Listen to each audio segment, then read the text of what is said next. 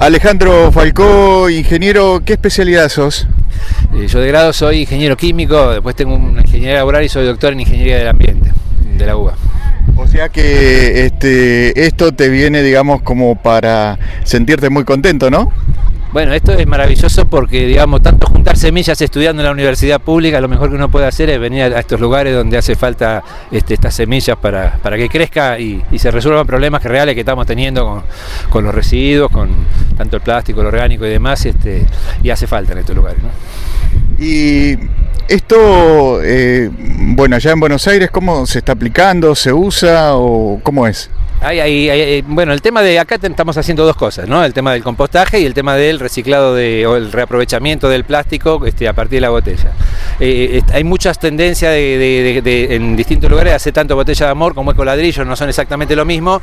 Hay mucho plástico que se evita que vaya a los basurales de esa manera, y hay una corriente nueva los últimos 5 años que empiezan a hacer compost, atendiendo a que, digamos, es un absurdo desconectarse de la tierra, digamos, ¿no? O sea, tenemos esto de volver a hacer compost, es a la tierra le pedimos los alimentos y después nos lo devolvemos lo que nos sobra, y romper ese círculo está generando los problemas que estamos teniendo. Lo de los plásticos pasa lo mismo, ¿no? O sea, tenemos que empezar a darnos cuenta que lo que está en crisis es nuestra forma de vida, y cambiar implica también trabajar en hacernos cargo de las externalidades que generamos, y esto es hacerlo, aparte de que genera un placer enorme, digamos, reconectarse con la Pachamama, ¿no?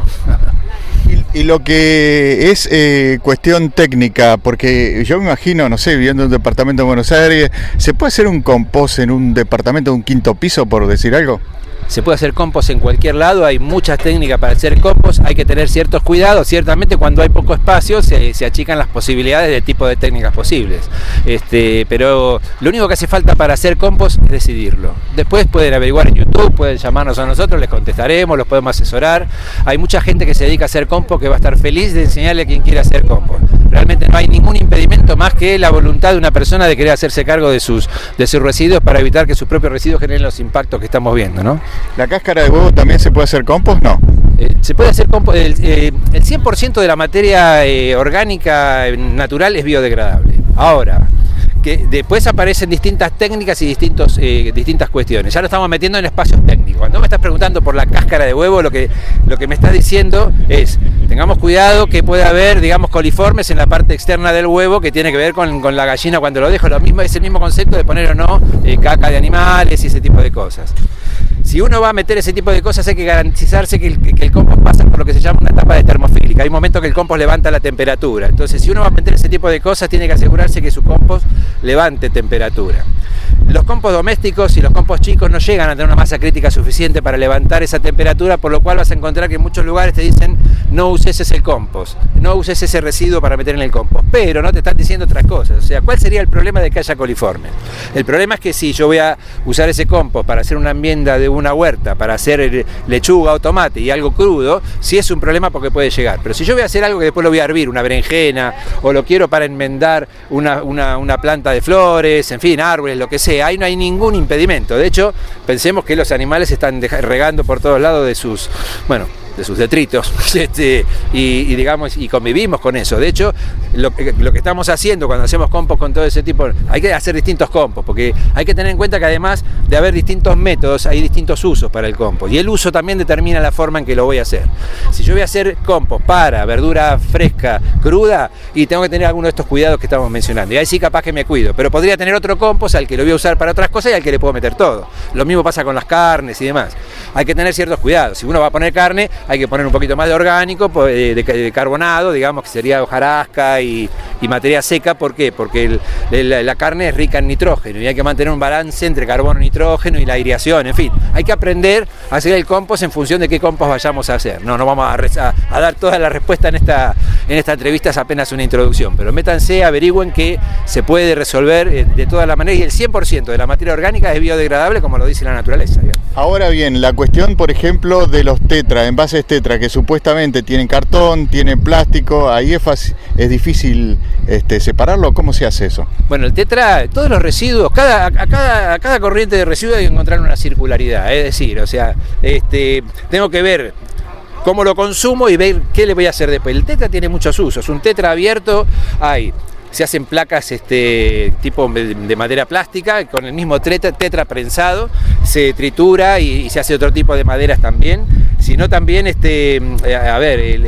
hay usos directos del tetra. Ahí acabas de ver, por ejemplo, que los tetra cortados arriba son los lugares donde hacemos los almácigos. Entonces tenemos una cosa que es el reuso.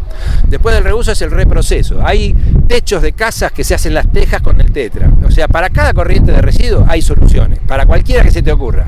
El tema es que a veces las economías de escala en pueblos alejados como no te permite, digamos, viabilizar económicamente, porque el que lo hace también está buscando llevarse un rédito, y ahí están las dificultades. Por eso esto de que hay que trabajar en conjunto, y un poco lo que estamos haciendo acá con los ecoladrillos y la botella de amor es encontrar soluciones locales para problemas locales, digamos, ¿no?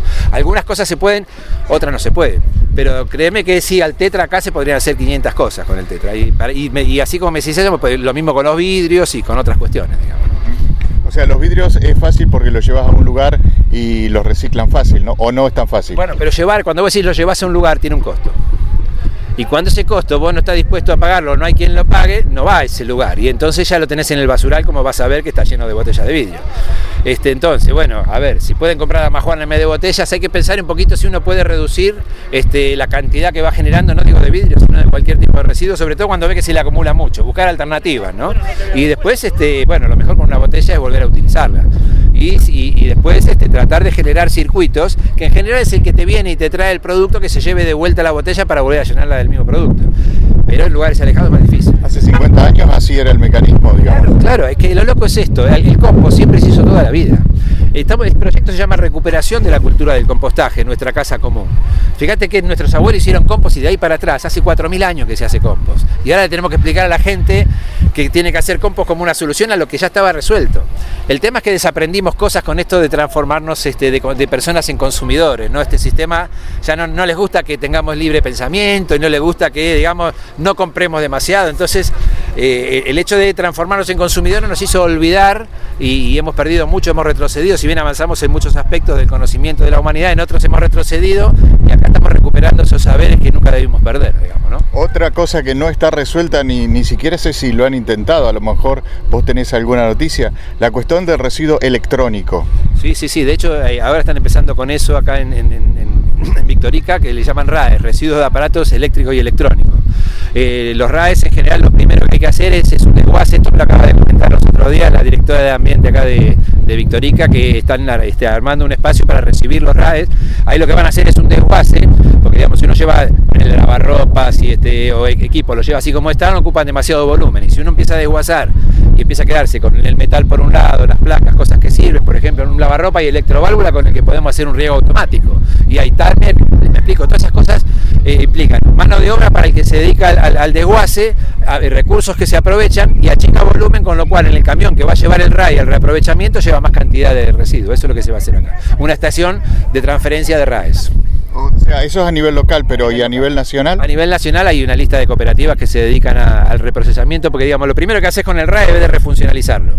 Se puede arreglar y volver a hacerlo funcionar como está, entonces eso lo hacen con computadoras, con muchos electrodomésticos, que muchas veces la gente lo tira y lo que tenía era un carbón que no funcionaba, digamos, ¿no? Entonces, si el arreglo era fácil, se vuelve a refuncionalizar como lo mismo.